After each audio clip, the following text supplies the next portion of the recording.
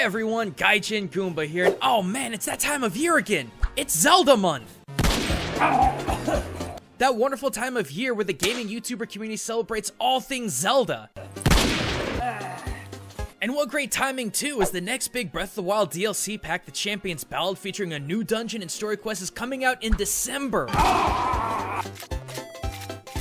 With all the Zelda hype in mind, I wanted to go back and have another look at Breath of the Wild in a cultural light, because like I said back in my first video on the game, there's like 5 different things I could talk about, and at this point in time, that number is still growing.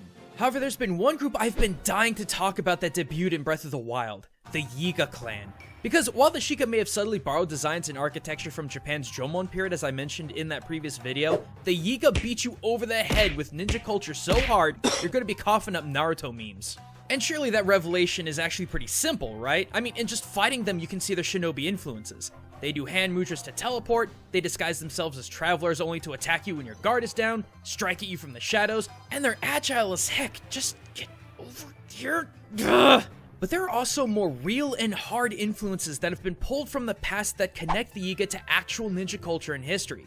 Granted, real history of the ninja is nightmarishly esoteric at best, but there's still a lot to take in when it comes to the Yiga clan in Breath of the Wild. Like their primary weapon, the vicious sickle for example. A lot of people are still under the impression that ninja predominantly use swords as their go-to weapon, which historically isn't even close to being true. Katanas and ninjato were both incredibly expensive to make and took upwards of 3 months just to make one. Ninja clans also lived in isolated self-governing communities mostly as farmers, so they didn't exactly have a lot of money to mass-produce swords. Finally, the average katana was over 3 pounds in weight and over 2 feet long. Not exactly the easiest thing to carry around while climbing on the ceiling. Thus, the various ninja clans had to utilize what they had as farmers as weapons, and a particular farming tool, the kama, became one of the most iconic weapons of the ninja's arsenal. Highly adaptable with modifications like weights and chains, able to disarm and dispatch their sword-wielding enemies in a flash. Thus, I find it really interesting that the Yiga primarily wield a sickle rather than any kind of sword. I mean, yeah, the Yiga brutes carry around a sword that would give the Tessaiga a run for its money, but you don't encounter them all that often. Instead, you usually end up getting ambushed by the more scrawny boys, which is yet another thing that really link the Yiga to real-life ninja. Unlike how most of popular media sees shinobi in their black masks and jumpers, actual ninjas spend most of their time hiding in plain sight, dressed as farmers, travelers, monks, even ladies of the evening, all acting as agents for recon and occasionally assassinations. The Yiga, in turn, act in similar fashion. Link encounters them in all corners of Hyrule dressed as travelers and common folk, completely unaware of their true identities until they make their attack.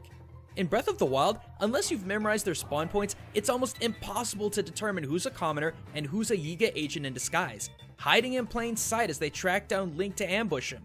The Yiga could be anyone, man or woman, traveler or merchant, or even Iwata? Wait, it all makes sense now!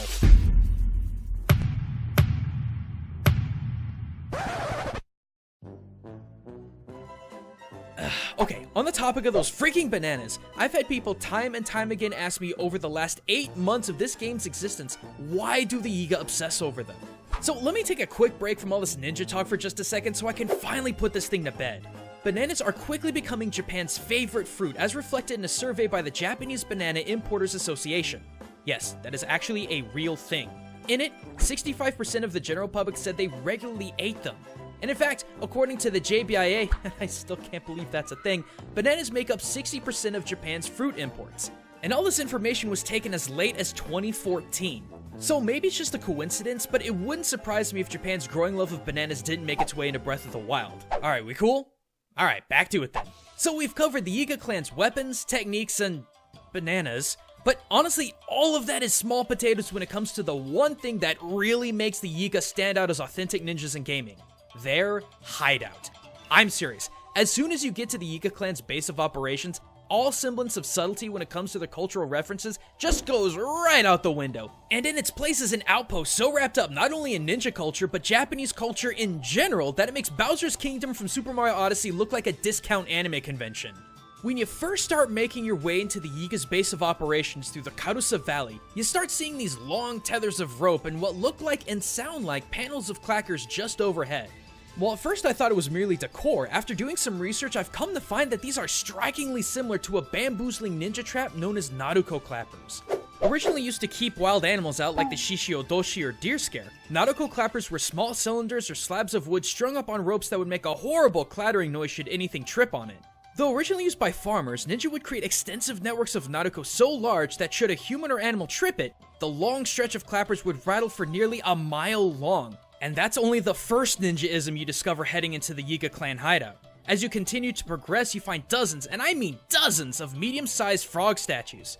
We learned from Pai and Kakariko Village that originally the frog statues are actually guardians that guide the path of the Sheikah.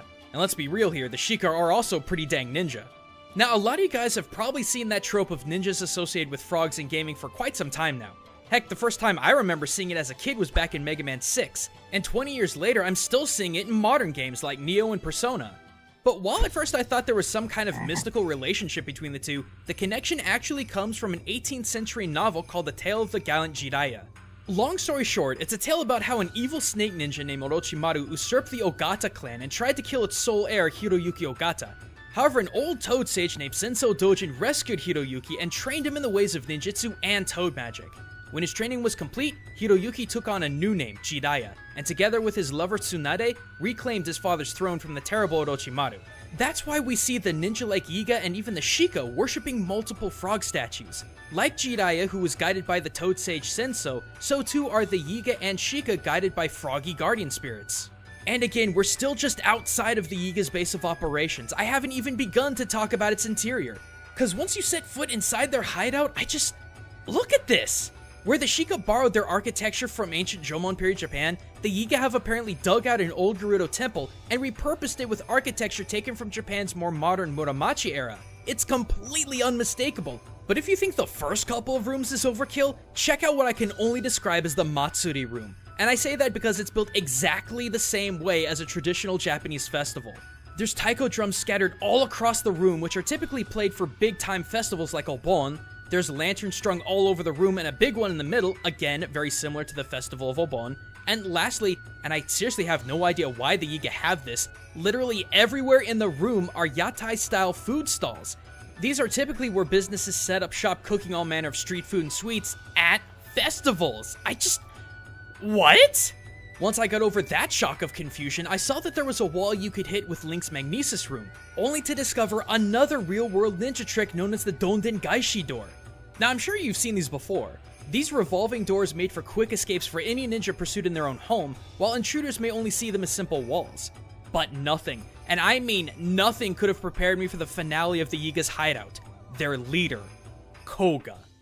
See, up to this point, I had a weird sneaking suspicion that Nintendo were modeling the Yiga clan after the Iga clan, one of the most historically famous ninja clans to ever come out of Japan. And I mean, come on, they sounded so similar.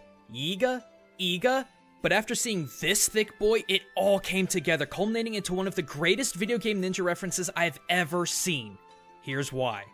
Back in the 1500s, an ambitious daimyo by the name of Oda Nobunaga had been unleashing a countrywide campaign to unify Japan. Though he was successful in his mission, he was ruthless, cunning, and would do anything to assure victory, even slaughtering innocent civilians. So heartless were his tactics that he called himself the Demon King of the Sixth Heaven, basically, Buddhist Satan. Now, put a pin on that name, because we're going to be coming back to it later. In his campaign, Nobunaga sent his son, Oda Nobuo, to conquer the southern provinces of Iga and Koga in order to bring the independent ninja clans under his heel. However, underestimating their own cunning, Nobuo was crushed by the Iga Ryu clan ninja. 12,000 of Nobuo's men were annihilated by only 4,000 Iga warriors. Needless to say, this not only enraged Nobuo, but also his father Nobunaga, who dropped everything and began a personal campaign against the Iga known as the Tensho War. Swift and merciless was Nobunaga's retribution, leading 40,000 warriors in a slaughter against the Iga. But he and his forces weren't alone. Nobunaga learned from his son's failure and integrated a large number of his own hired ninja from the neighboring province of Koga, who were strong rivals to the Iga. Together, Nobunaga's men and the Koga clan destroyed the Iga. Not just their men, but women and children as well. The Iga clan was scattered across the country, but eventually established themselves near Mikawa, becoming vassals to another one of Japan's great leaders, Ieyasu Tokugawa. However, the age of Iga's independence was over. Now doesn't this all sound just a little too familiar? We have Ganon, the self-proclaimed Demon King of Hyrule, who after a humiliating defeat at the hands of the Sheikah, integrated their rival clan, the Yiga, led by a guy named Koga, into his army in order to take over Hyrule. And then, we have Nobunaga, the self-proclaimed Demon King of the Sixth Heaven, who after a humiliating defeat at the hands of the Yiga, integrated their rival clan, the Koga, into his army in order to take over Japan. This is literally the most one-to-one connection I've ever seen when it comes to ninja culture and games. And if you think this is just some kind of crazy coincidence, I have another full video talking about the historical connections the Sheikah have with the aforementioned Yiga clan. It's part of a new series I have on my channel called Which Ninja that looks into media's most popular shinobi to see which are good and which are bad. Check it out if you want to see even more evidence linking the shinobi of Hyrule to their real-world counterparts. Otherwise, check out those annotations and links in the description for even more game theories presented by myself, Austin of the Science of series, and of course our best boy MatPat with game theory. But until